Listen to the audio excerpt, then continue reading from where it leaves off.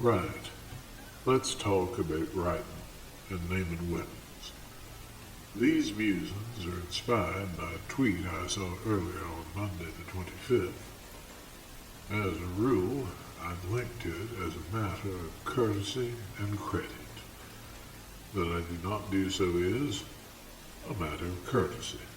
I do not wish to see anyone pile on the young lady who wrote it. Call it ginger solidarity. The tweet said that the tweeter, a writer of YA fantasy, did not see the appeal, even in token, of named weapons, or the point. In the ensuing thread, she appears, though I do not wish to attribute to her view she does not hold, to find this at best irrational, senseless, incomprehensible, as do perhaps a third to a half of those commenting. Irrational, senseless, incomprehensible. So is a great deal of life in human culture.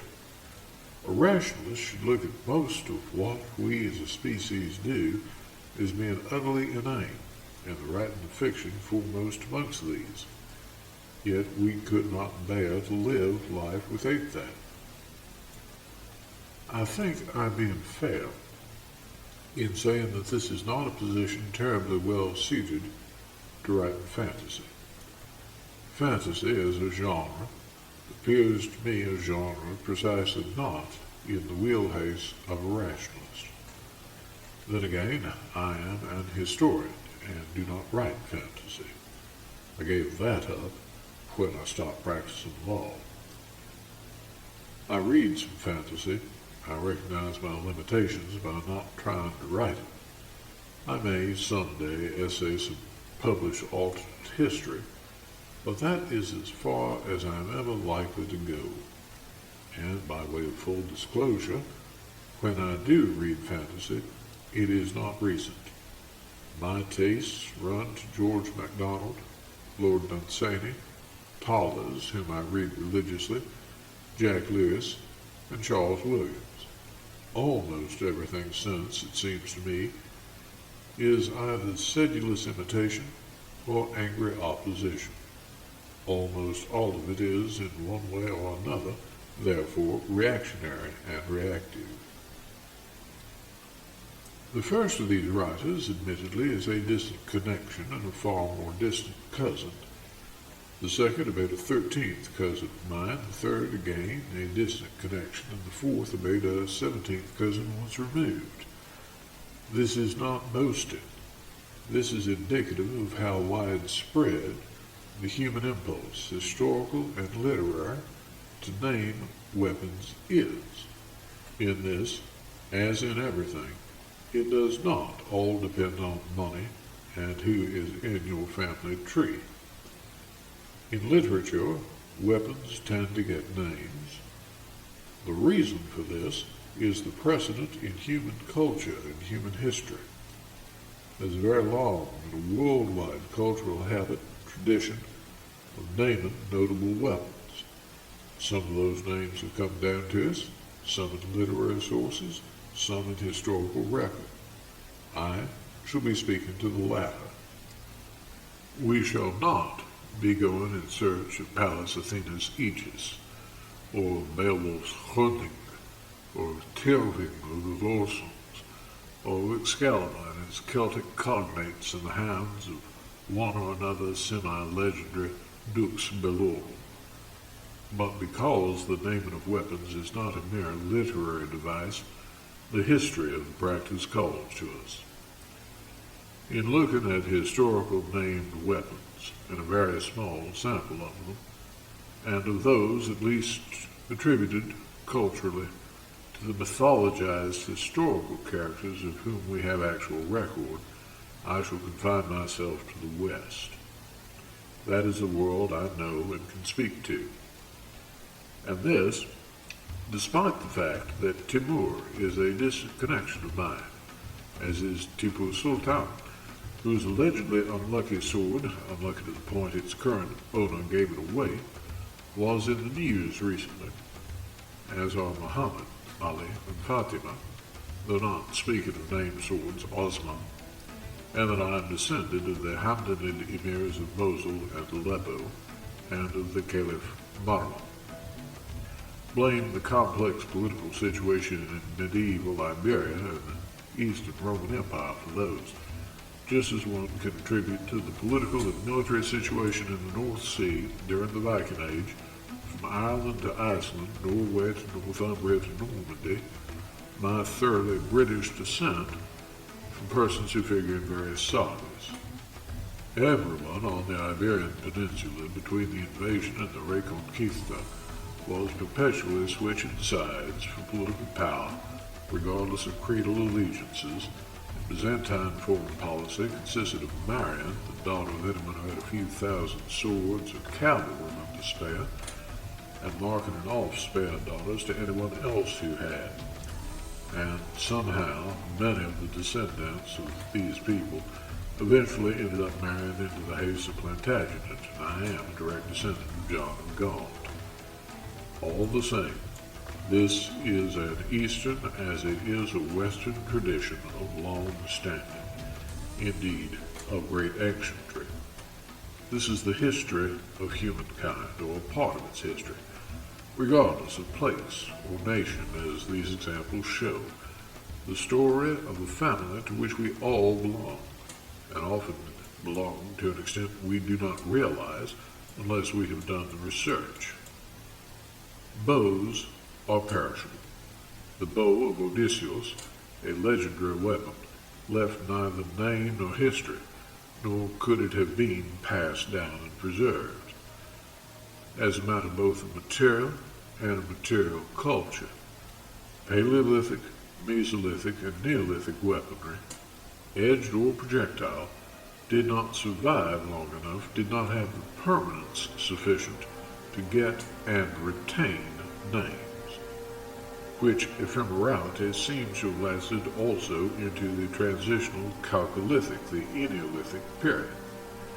The same was indeed true of almost any weapon, if not all, prior to, say, the Bronze Age collapse. It is really only in and after the Iron Age that swords and spears and helms and shields, legendary and historic, become named and are remembered. But this is a matter of material and of material culture. That, and not some notion of linking the practice to particular human groups, is why Chinese, Japanese, and Southeast Asian examples of this practice exist, and why in the subcontinent, in Asia Minor, in Europe, and in North Africa, notably the Maghreb and Egypt, the tradition did exist and persist, while for the same reasons of material and material culture, it did not exist amongst, for example, the Australian Aborigines, or the First Nations and Native Americans of the Americas, North and South, the Inca, Aztec, Mapuche, and Maya included. This is not a trope about Indo-Europeans, or Indo-Europeans and East Asians only. It is merely the people who roll their own, who are mapping their own flints on site ad hoc, are not in a position to hand down legendary named weapons and have those names remembered. Sometimes these names fade even in historic times and are lost. We do not, for example, know the name of the favorite sword of Alfred the Great, or my 33rd great-grandfathers who lived in the 9th century.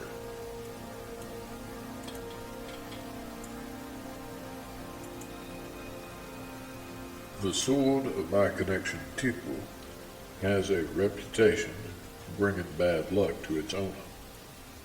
The bad luck consisted of losing against a force commanded by my connections David Baird and George Harris, with my 13th cousin 5 times removed, the future Duke of Wellington, in support.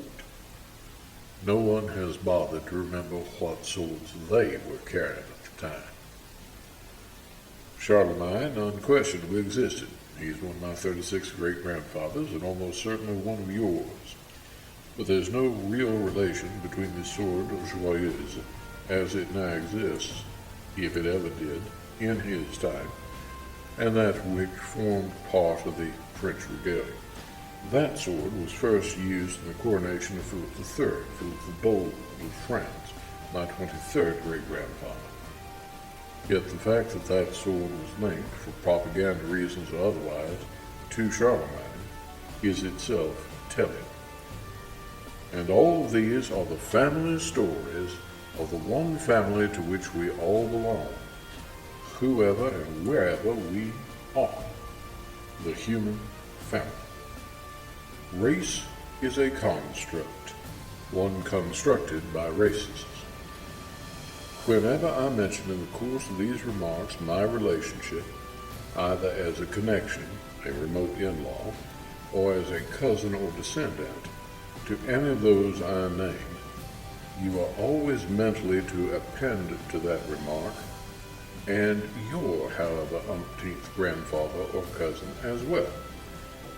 Each of you has what are called gateway ancestors, through whom you can find yourself connected to people utterly removed from what you thought you knew your own ancestry, differing from you in ethnicity and phenotype, though never in race, which is all one, human, and living at the far side of the world. We are all, whether we have the records or not, and whether or not we bothered to look them out, cousins, as each of us is a cousin many times over to himself.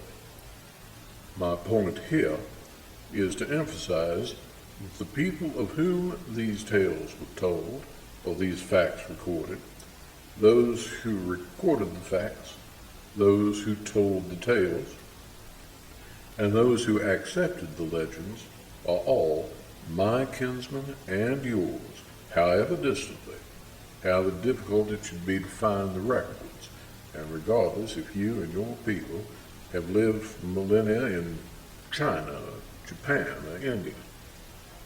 Certainly, after the 9th century or later in the West, Western civilization and Western culture, whinge about them as you wish, are your story too, no matter who you are, or where you're from, or where you live. The story of humanity is the saga of a family, one just like the Laxdale saga, in which almost all of the named characters, being historical characters, are provably relations of mine and almost certainly of yours. Guthrun, my third cousin 28 times removed. Thorkel Eilfsson, my fifth cousin 30 times removed. Kjartan Olafsson, my third cousin 31 times removed. Murtagh MacNeil, King of Ireland, my 33rd great uncle. Egil Skallagrimsson, my fourth cousin 38 times removed. Harold Greycloak, my first cousin 36 times removed. Hakon the Good, my second cousin 33 times removed. Olav the First Sigvason, my 13th cousin 27 times removed. Borle Thorlikson, my fourth cousin 31 times removed. Alfred the Deep-Minded, my 38th great-grandmother. Thorstein the Red Olafsson, my 37th great-grandfather. Olafur Thorsteinsson, my 37th great-uncle. Huskaldur Dalakolsson, my third cousin 32 times removed. If Hordford Kaki, whose sword Skofnum figures in the saga, existed, he'd have been my second cousin 42 times removed. You need only do your own research to know how nearly related you are to those monarchs, great commanders, and heroes of whom the records state or tales maintain that they owned famous named weapons. We are all one family, and all families like to tell family anecdotes, many of them involving legendary named weapons and heroic deeds. In short, it is a universal habit, rooted in human nature itself, to name weapons. My recent descent may all be found in the British Isles. As a result, I'm related to practically everybody in the whole of Europe, Asia Minor, and a considerable swath of Southwest Asia and of the Maghreb. It'd raise eyebrows with the Census Department and a whole slew of activists, and anyone who's seen pink and white, blue-eyed, gingery blonde me if I declared myself to be Hispanic. But the number of Iberian ancestors I have is such that I may speak with some confidence about named weapons in Spain. And the habit, tradition, and instinct of all humanity from every nation is that kings and heroes get cool swords. Lobera, the wolf slayer, was, as a matter of uncontested historical record, used by, and was part of the regalia of, Ferdinand Elfanto III, King of Castilla and Leon, my 23rd great-grandfather.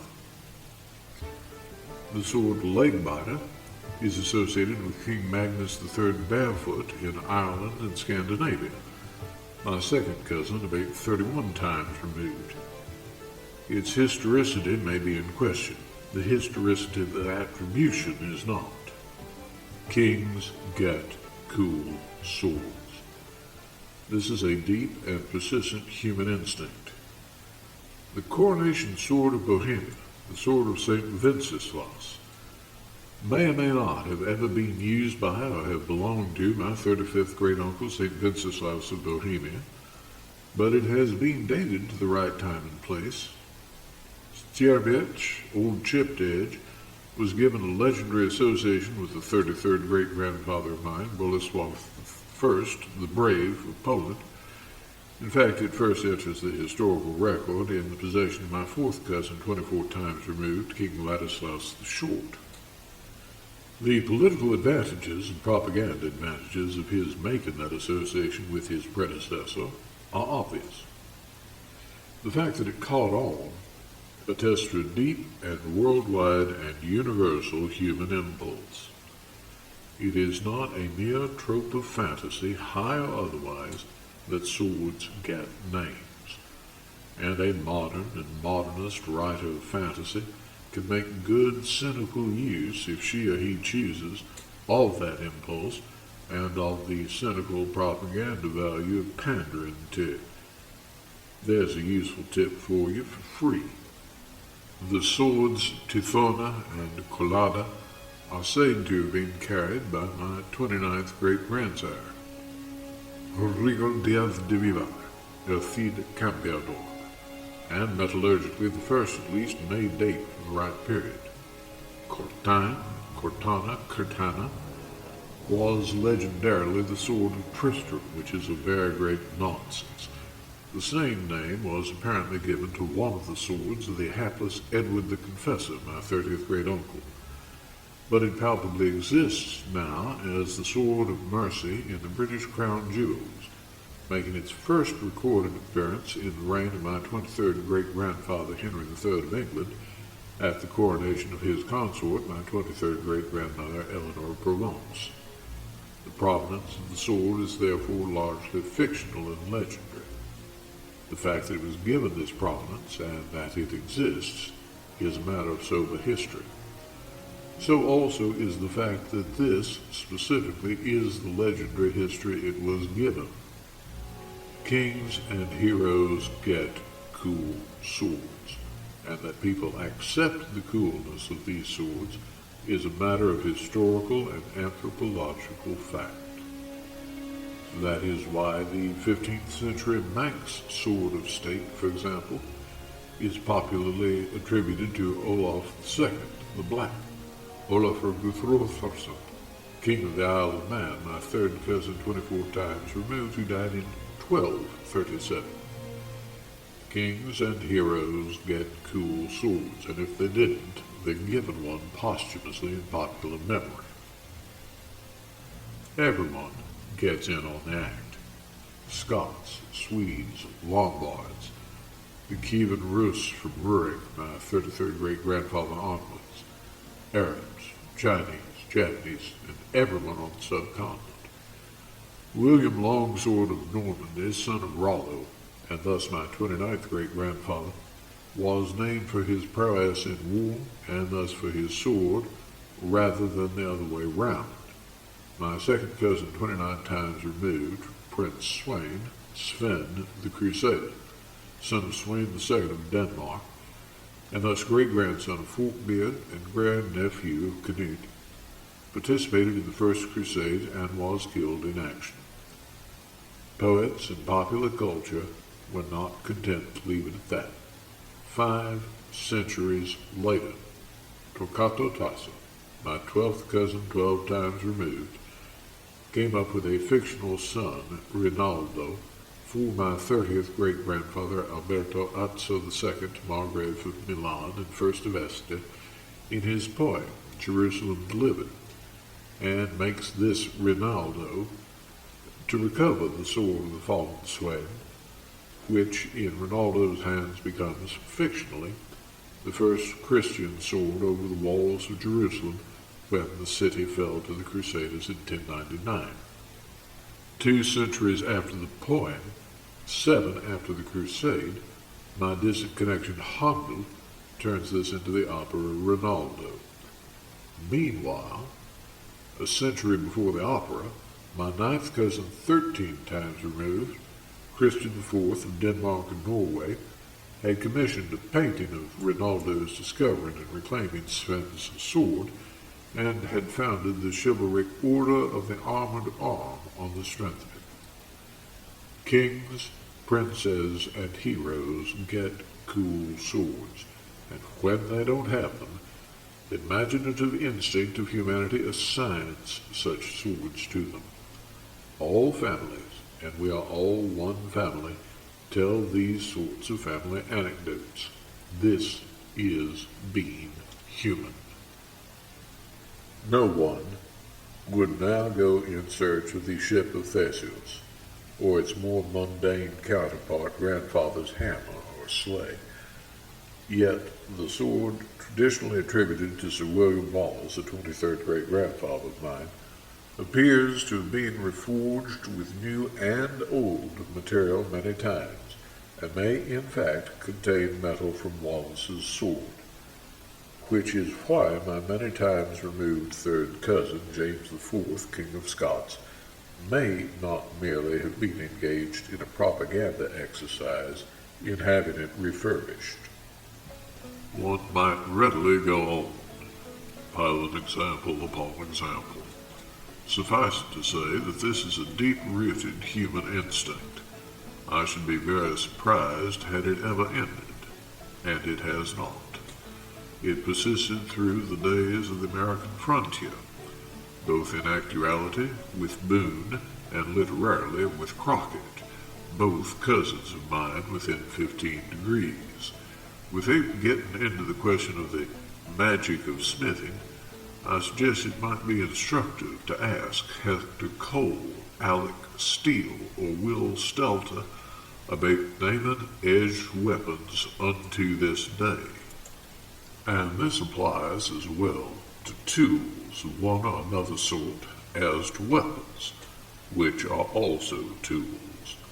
People do tend to name their sidearms, though I never did so. They also tend to name their tractors. I'm in my 60s. I came along when my parents were in their 30s.